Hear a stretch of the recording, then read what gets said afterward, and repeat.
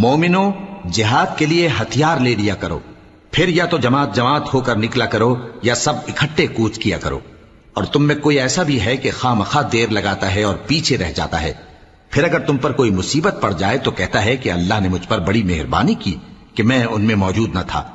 اور اگر اللہ تم پر فضل کرے تو اس طرح سے کہ گویا تم میں اس میں دوستی تھی ہی نہیں، افسوس کرتا اور کہتا ہے کہ کاش میں بھی ان کے ساتھ ہوتا تو مقصد عظیم حاصل ہوتا۔ اب جو لوگ آخرت کو خریدتے اور اس کے بدلے دنیا کی زندگی کو بیچنا چاہتے ہیں، ان کو چاہیے کہ اللہ کی راہ میں جنگ کریں، اور جو شخص اللہ کی راہ میں جنگ کرے پھر شہید ہو جائے یا غلبہ پائے، ہم عنقریب اس کو بڑا ثواب دیں گے۔ اور تم کو کیا ہوا ہے کہ اللہ کی راہ میں اور ان بے بس مردوں اور عورتوں اور بچوں کی خاطر نہیں لڑتے جو دعائیں کیا کرتے ہیں کہ اے پروردگار، ہم کو اس شہر سے جس کے رہنے والے ظالم ہیں نکال کر کہیں اور لے جا، اور اپنی طرف سے کسی کو ہمارا حامی بنا۔